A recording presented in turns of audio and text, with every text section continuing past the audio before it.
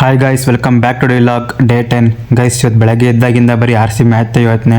ಆದರೂ ಈ ಥರ ಆಡ್ತಾರೆ ಅಂತ ಅಂದ್ಕೊಂಡಿರಲ್ಲ ಇವತ್ತು. ನಾ ಡೈಲಿ ರೋಟೀನ್ಸ್ ಥರ ನಾನು ನನ್ನ ಫ್ರೆಂಡ್ ಫಸ್ಟ್ ಟಿಫನಿಗೆ ಬಂದು ಟಿಫನ್ ತಿನ್ಕೊಂಡು ಕೆಲಸ ಮಾಡೋಂತ ಹೋದ್ರೆ ಸೀಲಿಂಗ್ ಮಿಷಿನ್ ಹಾಳಾಗಿತ್ತು. ಅಷ್ಟೊತ್ತಿಗೆ ಮೇಂಟೆನೆನ್ಸ್ ಇಂಜಿನಿಯರಿಂಗ್ ಬಂದು ರೆಡಿ ಮಾಡ್ತಿದ್ರು. ತುಂಬಾ ಥ್ಯಾಂಕ್ ಯು ಸೋ ಮಚ್. ಇದ್ರ ಮಧ್ಯೆ ಬೇರೆ ಇವತ್ತು ನಮ್ಮ TL ಫುಲ್ ಸೈಕ ಹೋಗಿದ್ದ. ನಾವೆಲ್ಲ ಕೆಲಸನೆಲ್ಲ ಬೇಗ ಮುಗಿಸಿ ತಿರುಗಾಡ್ತಿದ್ವು ಅಂತ. ಅದ್ರಲ್ಲಿ ಬೇರೆ ಇವ್ರು ಬೇರೆ ಸ್ಯಾಂಪಲ್ ನೀನು ಕೊಟ್ಬರೋ ನಾನು ಕೊಟ್ಬರೋ ಅಂತ ಕಿತ್ತಾಡ್ತಿದ್ರು.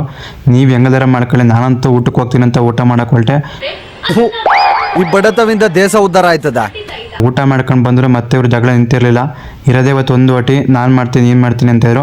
ನೀವು ಹೆಂಗಾದ್ರೆ ಓಟಿ ಮಾಡ್ಕೊಳ್ಳಿ, ನಾನಂತೂ ಊರಿಗೆ ಹೋಗ್ತೀನಿ ಅಂತ ಶಿಸ್ತ ಬ್ಯಾಗ್ ತಂದು ಹೊರಟೆ. ನಿಮ್ಮ ಅಪ್ಪ ಅಮ್ಮ ನಿನ್ನದು ಏನು ಅಂತ ಹುಟ್ಟಿಸ್ಬಿಟ್ರು.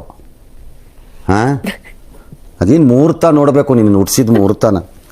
ಇದೇ ಗ್ಯಾಪಲ್ಲಿ ನಮ್ಮ TL ನೆಕ್ಸ್ಟ್ ವೀಕ್ ಒಂದು 3 ದಿನ ರಜಾ ಕೇಳೋ ಅಂತ ಹೊರಟೆ. ನಮ್ಮ TL ಕೊಡಲ್ಲ ಅಂದ.